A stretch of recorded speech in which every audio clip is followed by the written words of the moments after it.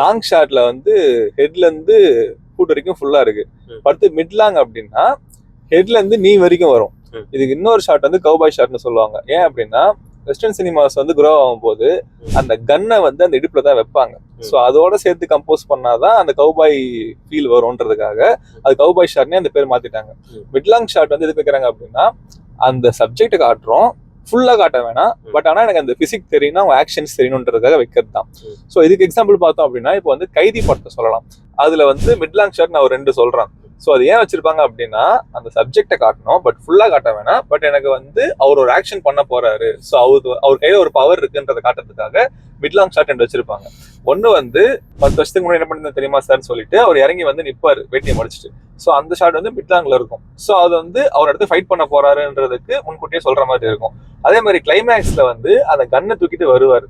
அந்த கண்ணை தூக்கிட்டு வரப்போ அடுத்த ஒரு ஆக்ஷன்ல இருக்காரு, அந்த கண்ணால சுடுறாருன்றதுக்காக அது க்ளோஸ் வைக்க முடியாது. ஸோ அவரையும் காட்டணும் கண்ணையும் காட்டணுன்றதுக்காக ஒரு மிட்லாங்ல அந்த ஆக்ஷன் சீக்வன்ஸ் நிறைய ஷாட் மிட்லாங்ல வரும். Medium close up. Medium shot என்னன்னா தலையில இருந்து ஹிப் வரைக்கும் இருக்கிறது தான் medium shot. Medium close up வந்துட்டு தலையில இருந்து செஸ்ட் வரைக்கும் இருக்கிறது தான் மீடியம் க்ளோஸ். ஸோ இதுக்கான பர்பஸ் என்ன அப்படின்னா ஒரு கேரக்டர் வந்துட்டு என்ன பேசுறாங்க அண்ட் தென் அவங்க என்ன ஆக்ஷன்ஸ் எல்லாம் பண்றாங்கன்றதை வந்து கிளியரா காமிக்கிறதுக்காக இந்த ஷார்ட்ஸ் எல்லாம் யூஸ் பண்ணுவாங்க.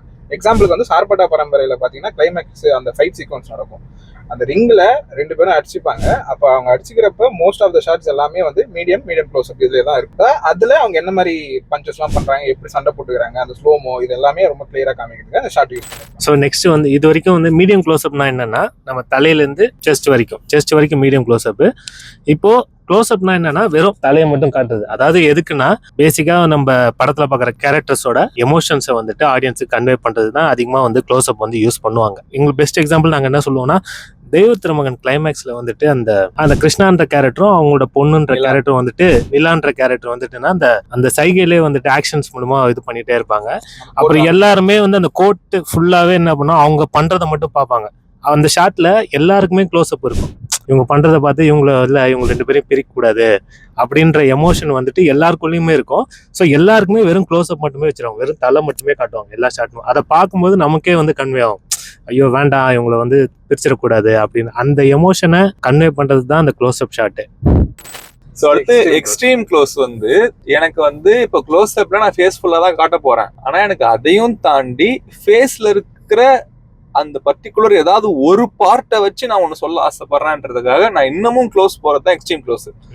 ஒரு கண்ணை மட்டும் காட்டுறது இல்ல வாயை மட்டும் காட்டுறது அந்த மாதிரி அது ஒரு கதை சொல்லுது அப்படின்றதுக்காக காட்டுறது தான்.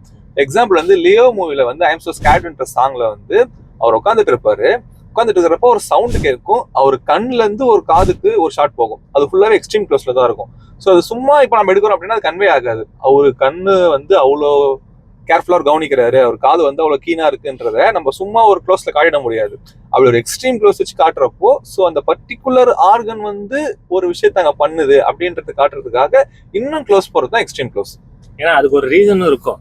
ஏன்னா அந்த கேரக்டர் வந்துட்டு சின்ன சவுண்டு, அந்த பாட்டுல வந்து சின்ன சவுண்டு கேட்டாலே பயப்படுற கேரக்டர் மாதிரி மாறி இருக்கும். ஸோ அதை காட்டணும் அப்படின்றதுக்காக சின்னதாக ஏதோ ஒரு சவுண்டு கேட்கும், அதை வந்து டக்குன்னு காதுக்கு வந்து அதை கேட்குற மாதிரி டக்குன்னு க்ளோஸ் அப் பண்ண போயிருப்பாங்க. எனக்கு ஒரு டவுட்டு, இந்த தரமணி படம் நீங்கள் வந்து பார்த்துருப்பீங்க. அதில் வந்து ஒரு ஷாட் ஒன்று வரும்.